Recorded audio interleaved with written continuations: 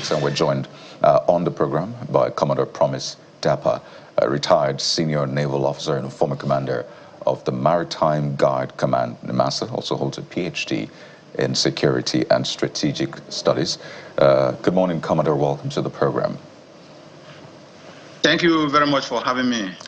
And I'm going to start with the very shocking reports that we got that almost 40 elders from a community were abducted by terrorists. Why? They had gone for some sort of reconciliation meeting, and they were going to meet with the parents of a bandit who they describe as Smalley in Zamfara State. And during that meeting, the bandit kingpin came and kidnapped 39 of them. I'm going to juxtapose this with the report that came about a week ago, how the Nigerian Navy now, and it's a very interesting story, how the Nigerian Navy used drone intelligence to arrest terrorist logistics suspects. So you hear and see capacity and say, well, we're able to do this. I mean, that's the Navy, and this happened around the Lake Chad area, I understand. So you hear that capacity, but again, you see some stories that shock you.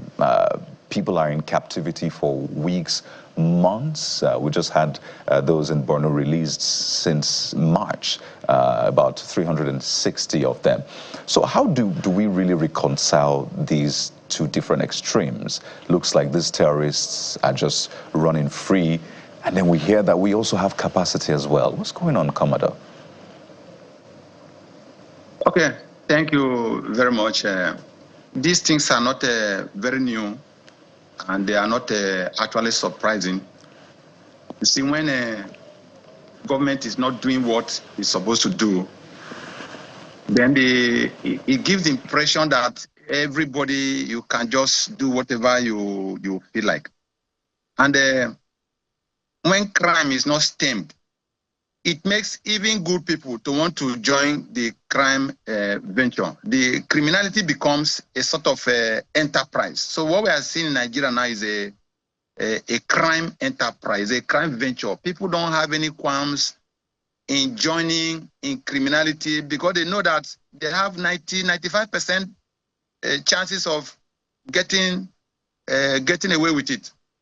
So let's start with the issue of the abduction. People, otherwise, if government was up and doing, why would a community be the ones to go and meet bandits to negotiate a peace treaty or to negotiate release or to make whatever agreement that could be with them? It was not necessary. It was not necessary. It showed that there's an abdication of responsibility. The government has abdicated the responsibilities in those areas that led to those people taking their fate in their hands. And that's how we see this that's how we'll come about this. Government not living up to its responsibilities. And now to the second leg of the issue you raised, it's not as if there are no capacity at all, in the country. And let me also put it on record. It's also not as if government is not doing anything at all. Because if you say government agree, when you criticize government, they say, we have done A, we have done B, we have done C. But the issue is not enough. It's just like a child that fails. When you say a child fails a particular subject in school, it's not that the child scores 0. The child scores something. Most times you can score 30, you can score 40. But what we are saying that what you scored is not enough to get you across the line. It's not enough to get you to the next level. So government is doing something, but what they are doing is not, when you aggregate it, it's not enough to get the job done. And that's why we see some of those things. Now we see pockets of capacities in the various forces and services like Navy. Navy can have a drone, but what is the capacity of that drone? If you have a drone or a facility that can cover maybe 10 kilometers, 15 kilometers, and when something happens after that range, you are not capable. But whereas government can also have something that can do 100 kilometers, can do 500 kilometers, can do 1,000, can do even what we call over the horizon surveillance. And these are the type of capacities that we are talking about. Where you have a drone A job that a drone that can cover 500 kilometers can do, 10-kilometer drone cannot do it. But somebody outside will say, after all, he has a drone. So that's the type of thing we are saying. You have a drone that can cover up to 1,000 kilometers, 500 kilometers. 1,000 kilometers can cover almost an entire region. You have radar facilities. And all these things, when you talk of security surveillance, you use a cocktail of facilities. You can have satellites, you juxtapose it with radar. Then you have this the drone facility. Then you have, when you have those large ones that can cover maybe 1,000, then you begin to break it down. Some can do 100, some can do 50. You can zoom in into a particular area. You can do a particular operation with a particular thing. Those are the type of capacity we are talking. And those capacities are clearly lacking. And that is what we have been saying, that government needed to do that kind of investment in the security sector, sector. We don't have that kind of capacity. So, and that's why you see all this thing happening. Because kidnapping is basically a problem of lack of surveillance. Just the same way in the Northeast and the military sector, that you will see insurgents will come and raid and overrun a military formation. It tells you nothing, that there is no surveillance. Because otherwise, if somebody is coming to attack me, maybe coming from Kaduna to Abuja, and I've already seen you all the way from Kaduna, you are coming to Abuja, and I have about 1 hour, it's enough for me to prepare. Then I can weigh my options. I can either meet you on the way, meet you somewhere, neutralize you, or if I don't have capacity to neutralize you, I can even move out of the place before you come. But that you are in a place, somebody will move from Kaduna all the way to Abuja, come and assault you freely, hit you, and go away. It just shows that there is no surveillance.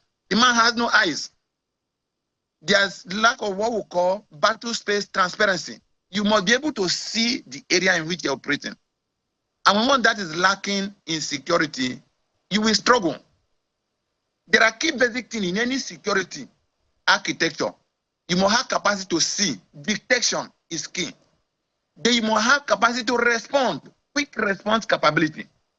You must have capacity to either interdict, destroy the target, or arrest. And if these few things are not there, then you will struggle.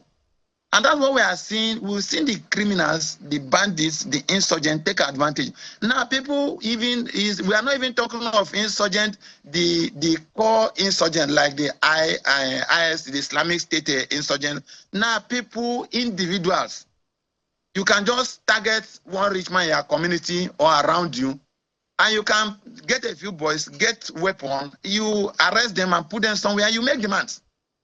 And unfortunately, most of these state governments don't have even a simple thing like trackers to track phone lines and communication equipment. Commodore, let's come to that very last point you made. Before, I'll take it to the federal because the buck stops on their table. But let's talk subnationals for a bit. What is possible within the subnational level that they can use to contribute to national security? Because they give a lot of excuses, yet they collect all of these security votes. They will tell you they buy equipment or buy vehicles. It looks like we're doing the same thing over and over again. And we're not getting the kind of results we're looking for.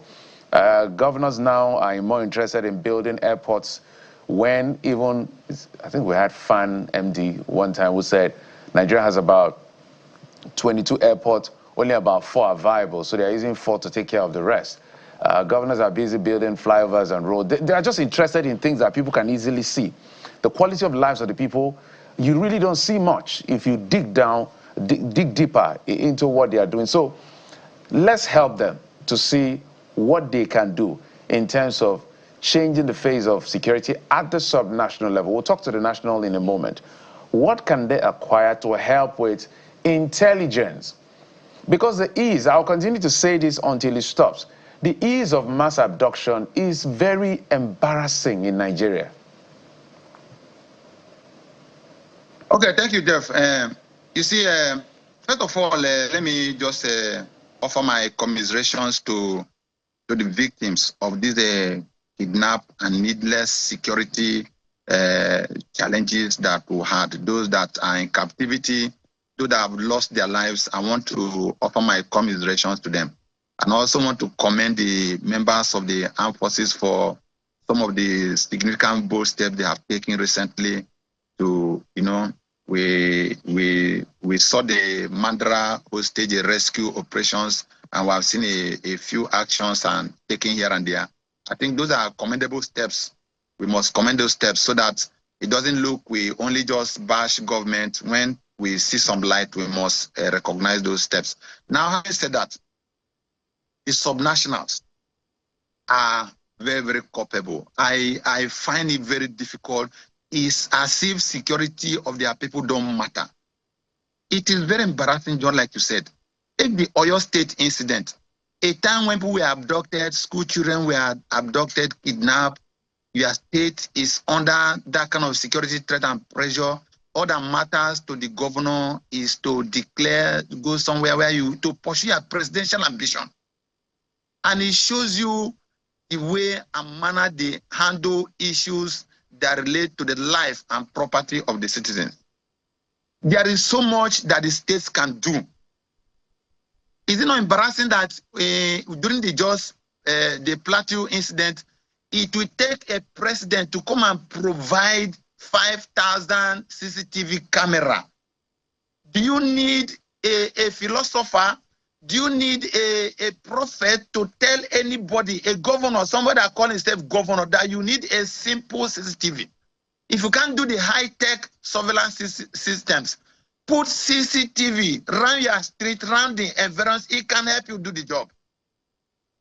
But the governor don't care. There is no state capital that has an effective CCTV network system. It's embarrassing. You can't see that in ordinary Benin here. Go to Cotonou here, the street, their street, all the francophone capitals, they have CCTV. They have. It's a policy. In fact, it is even captured in the ECOWAS counter strategy document for security since 2013. One of the pillars talked about that states must have CCTV in their state capital. Nigeria was a part of the signature of that document since 2013 till today. CCTV is the simplest. We have said this over and over. The last time I was on this program during the drug crisis, I mentioned it. It's as if the president he went to Plateau and offered 5,000 CCTV. And he go and investigate as we speak now. I can tell you that those CCTVs have not been provided. The governor have not taken any steps. If they are provided, they have not been installed. Why can't governor do CCTV in Plateau? And why National Security Advisor's Office, why is it not a policy that every state, give a time, in the next 6 months or 1 year, every state must be wired up in a closed circuit TV network. Then you begin to cascade that to the local governments. Then the road linkages between states must have minimum CCTV camera that can give you a minimum 10 kilometers. These are very simple things that can be done. And once you can see, that's why if you go to a space, they will tell you there are maybe banks or companies. They will warn you that you are under CCTV. And that's why people don't steal. Where you know their CCTV don't steal, because you know that your chances of committing those crimes and getting away is very, very remote. All right. When people know that if they do kidnapping, before they get to their location, you have arrested them. Yeah. It will be reduced.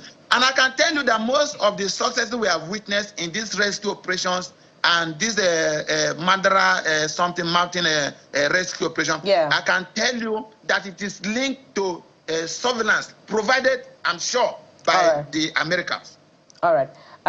Just to make a clarification, the governor of Oyo State had declared his presidential ambition last month in May, I believe on the 14th or the 15th or thereabout. The Oriri abduction took place on the 3rd of June. So there's about 2 weeks difference. Maybe you're referring to another political activity, after the abduction that the governor engaged in. But you have also made a very important point that we should be following through with, and that is the lack of CCTV in most states of the Federation and the lack of surveillance amid, mass abductions. But there's also the ground element part of it, which is perhaps why the armed forces is more is pressured, to intervene in tackling internal security, which is really the jurisdiction of the police force.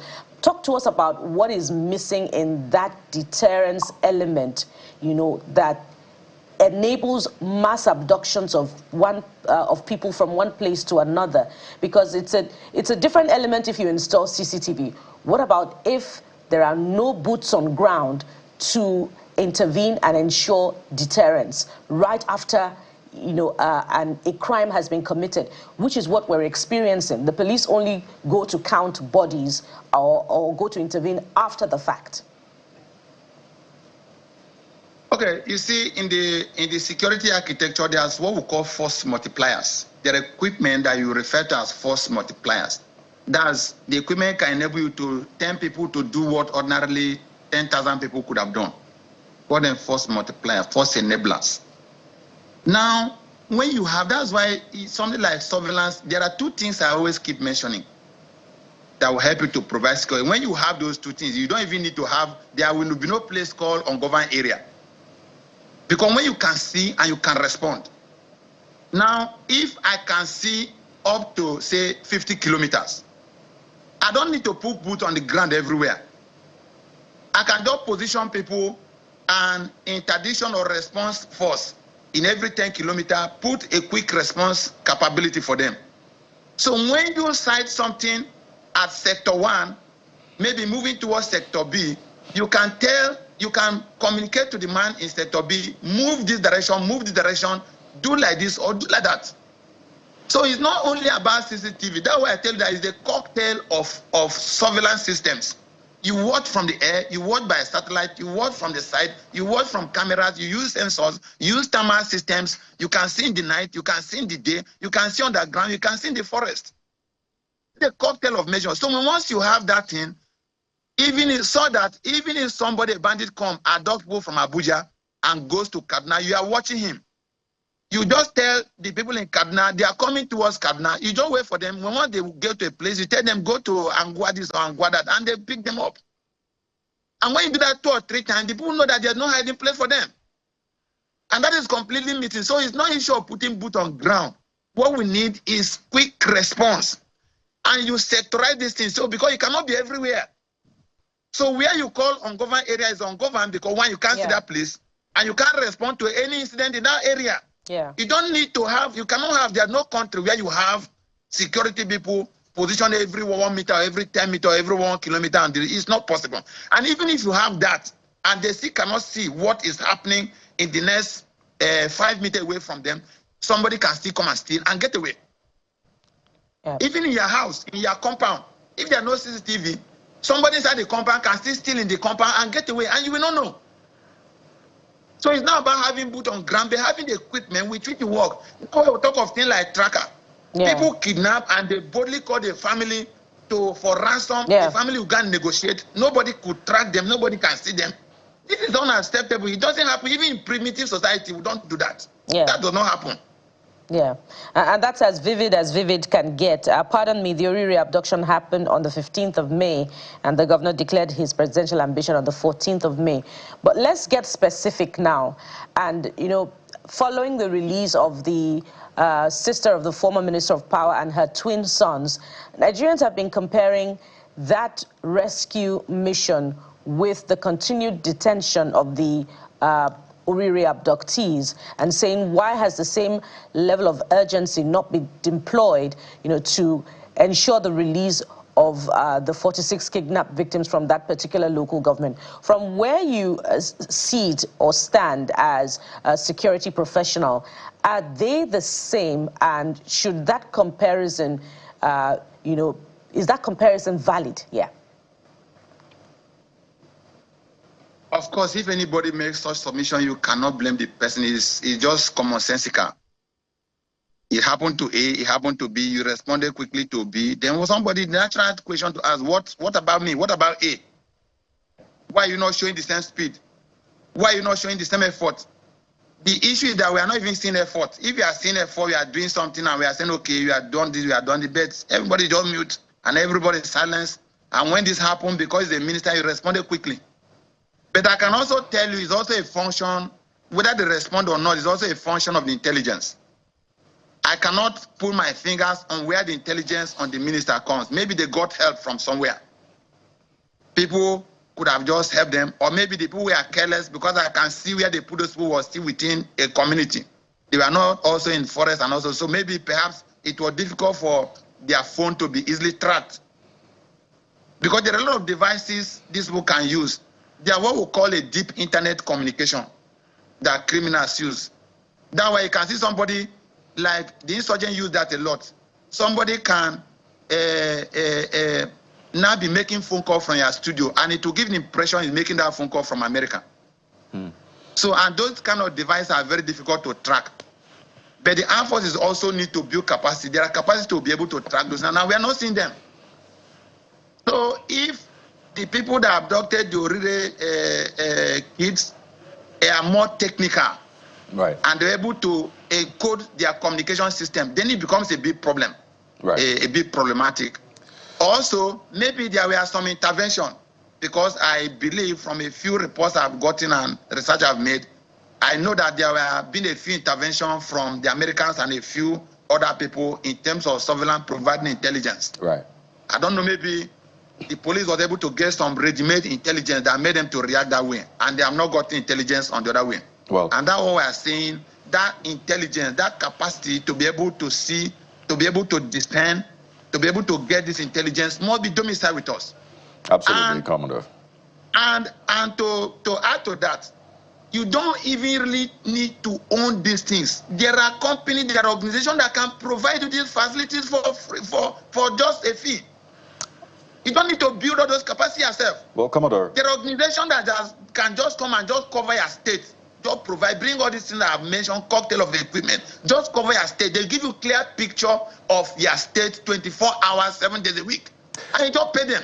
So when something happens, they direct you, go here, go there.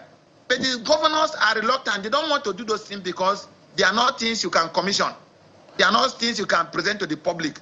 They are things that are behind the scene. Indeed. So that way you see every governor, anything that's not connected with brick and mortar, they are not interested. You build road, you build this thing. Nobody is talking of economy. No state has GDP economy in the state because it's only build road that will not even last 1 year. They and those are very valid points. Clap for them and they move on. And those are very valid points, Commodore, particularly the state of the economy and the subnationals. A lot of these subnationals should definitely do better. The challenges are clear for us to see. The solutions, I mean, from what we've heard from you, are also clear. Whether or not we're able to make that decision is the challenge. But we have to thank you so much, Commodore, for at least providing insights into these issues. We've been speaking with Commodore Promise Dapper, a retired senior naval officer, a former commander of the Maritime Guard Command, MASA, holds a PhD in security and strategic studies. Thank you, Commodore. Wish you the best.